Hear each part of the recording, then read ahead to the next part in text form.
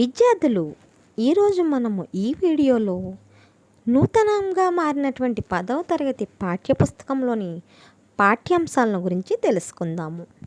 దీనిలో మొత్తము మనకి 12 పాఠాలు ఇవ్వడం జరిగింది. అలాగే ఉపవాచకం కింద రామాయణం ఇవ్వడం జరిగింది. దాని వివరాలను గురించి తెలుసుకుందాము. మొదటి పాఠం తీసుకున్నట్లయితే ప్రత్యక్ష దైవాలు. ఇది ఇతిహాసం ప్రక్రియకు చెందినది. దీనిలో తల్లిదండ్రుల సేవ అనే ఇతివృత్తం ఉంటుంది. దీనిని రచించినటువంటి కవి ఎర్రన. ఇది మనం జూన్ నెలలో చెప్పుకోవాల్సి ఉంటుంది. తర్వాత రెండవ పాఠం తీసుకున్నట్లయితే బతుకు గంప. ఇది కథానిక ప్రక్రియకు చెందినది. దీని యొక్క ఇతివృత్తము కుటుంబ విలువలు. దీని యొక్క రచయిత తీసుకున్నట్లయితే మూలింటి చంద్రకళ. ఈ పాఠాన్ని మనం జూలై నెలలో చెప్పుకోవాల్సి ఉంటుంది. ఇక మూడవ పాఠం తీసుకున్నట్లయితే శతక మాధుర్యం. ఇది శతకము ప్రక్రియకు చెందినది. దీనిలో ఇతివృత్తము నైతిక విలువలకు సంబంధించింది. దీని యొక్క రచయిత తీసుకున్నట్లయితే వివిధ శతక కవుల నుంచి సేకరించినటువంటి శతక పద్యాలు చెప్పడం జరిగింది. ఇది కూడా జూలై నెలలో చెప్పవలసి ఉంటుంది. నాలుగవ పాఠం ఉపన్యాస కళ. ఇది వ్యాసము అనే ప్రక్రియకు చెందినది. ఇక ఇతివృత్తం తీసుకున్నట్లయితే జీవన నైపుణ్యము. దీని యొక్క రచయిత తీసుకున్నట్లయితే వాసిరెడ్డి సీతాదేవి. ఈ పాఠాన్ని మనం ఆగస్టు నెలలో చెప్పవలసి ఉంటుంది. ఐదవ పాఠం తీసుకున్నట్లయితే జలియన్ వాలాబాగు. ఇది ఖండకావ్యము ప్రక్రియకు చెందినది. దీని యొక్క ఇతివృత్తం తీసుకున్నట్లయితే దేశభక్తి. దీని యొక్క రచయిత తీసుకున్నట్లయితే ఉమర్ అలీ షా. ఈయన రాసినటువంటి ఈ పాఠాన్ని మనం ఆగస్టు నెలలో చెప్పవలసి ఉంటుంది. ఆరవ పాఠం తీసుకున్నట్లయితే ప్రకృతి సందేశం. ఇది గేయము అనే ప్రక్రియకు చెందినది. దీని యొక్క ఇతివృత్తం తీసుకున్నట్లయితే ప్రకృతి వర్ణన. దీని యొక్క కవి తీసుకున్నట్లయితే వైసివి రెడ్డి. ఈ పాఠాన్ని మనం సెప్టెంబర్ నెలలో చెప్పుకోవాల్సి ఉంటుంది. అలాగే ఏడవ పాఠం తీసుకున్నట్లయితే చేజారిన బాల్యము. దీని యొక్క ప్రక్రియ తీసుకున్నట్లయితే వ్యాసము. ఇది ఇతివృత్తం తీసుకున్నట్లయితే వ్యక్తిత్వ వికాసము. ఈ పాఠాన్ని రచించిన వారు శీలా వీర్రాజు గారు. ఇది సెప్టెంబర్ నెలలో చెప్పుకోవాల్సి ఉంటుంది. ఎనిమిదవ పాఠం తీసుకున్నట్లయితే జీవని. ఇది కథ అనేటువంటి ప్రక్రియకు చెందినది.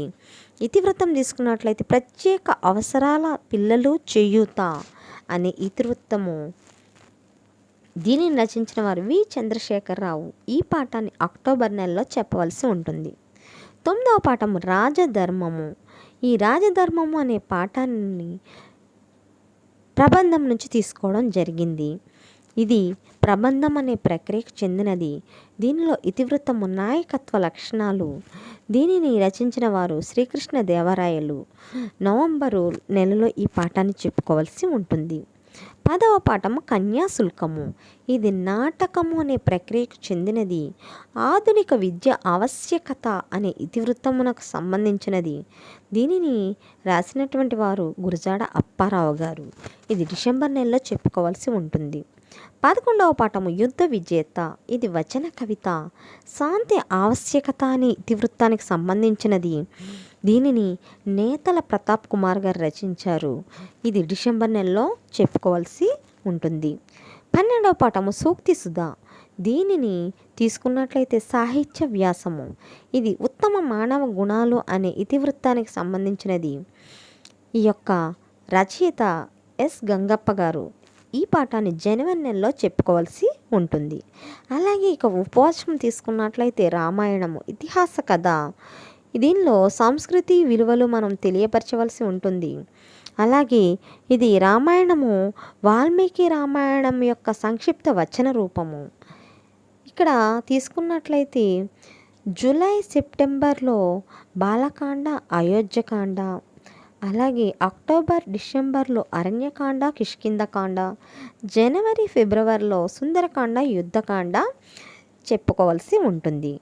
అలాగే సంస్కృతం కాంపోజిట్ కోర్సుగా చదివేవారు పువ్వు గుర్తు కలిగినటువంటి పాఠ్యాంశాలు మినహా మిగిలినవి చదవాలి. అంటే పువ్వు గుర్తుగల పాఠ్యాల అంశాలు తీసుకున్నట్లయితే ఇక్కడ మనకి చేజారిన బాల్యం ఒకటి, రాజధర్మం ఒకటి. ఈ రెండు పాఠాలను సంస్కృతం కాంపోజిట్ కోర్సుగా చదివేవారు చదవనవసరం లేదు. అలాగే పాఠాల్లోని పువ్వు గుర్తుగల పద్యాలను కంఠస్థం చేయవలసి ఉంటుంది. ఈ విధంగా మనము 10వ తరగతి పాఠ్య పుస్తకం యొక్క విషయ సూచికను తెలుసుకున్నాము. ఇక తర్వాత వీడియోల్లో పాఠాలను గురించి తెలుసుకుందాము. మీకు కనుక నా వీడియో నచ్చినట్లయితే నా ఛానల్ శిరీష లెసన్స్ లైక్ చేయండి, షేర్ చేయండి, సబ్స్క్రైబ్ చేయండి. Thank you for watching.